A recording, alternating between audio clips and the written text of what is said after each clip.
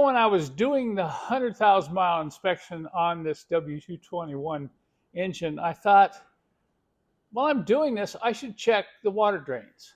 Now, this is critical in a W220 and in a W221 because of that big drain there. If it gets plugged, it's going to overflow and it could damage some really expensive electronics. So this is critical.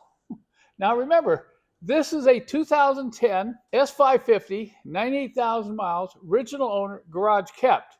So I thought it'd be interesting to go ahead and take you through the process of checking all the water drains along the firewall in this S550. In fact, as I thought about this, I guess maybe I should do a 100,000 mile body and chassis inspection checklist, and maybe this could be number one.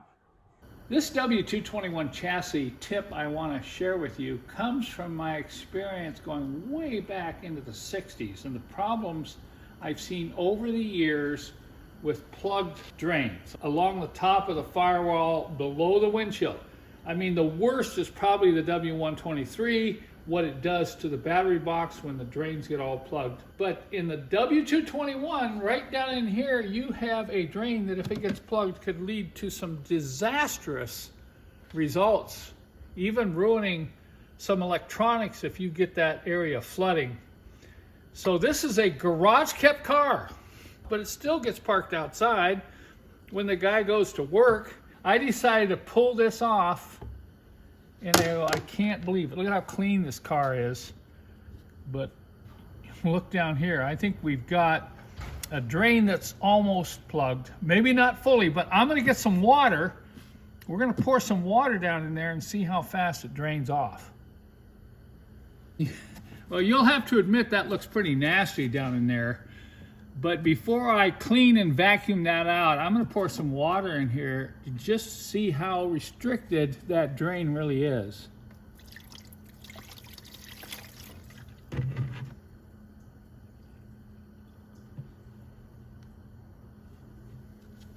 All right.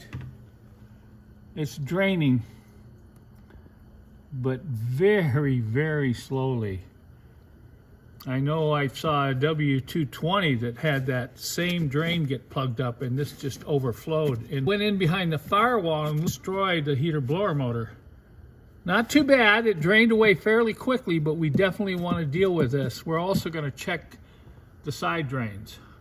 The side drains aren't as big a problem because you can see there's three fairly large cutouts and one's high. So the water tends to settle down in there low and then it comes out and drains down. I'm just going to pour a little bit of water in here and see if it drains out quickly onto the floor.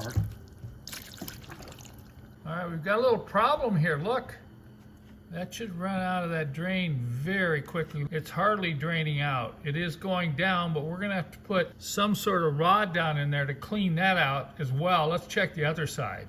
Let's try this one.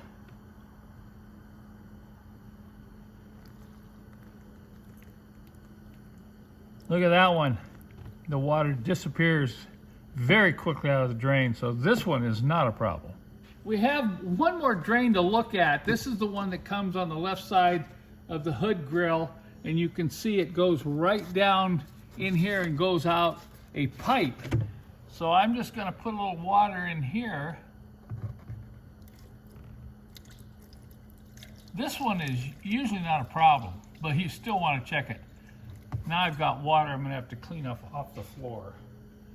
But this one here is no problem.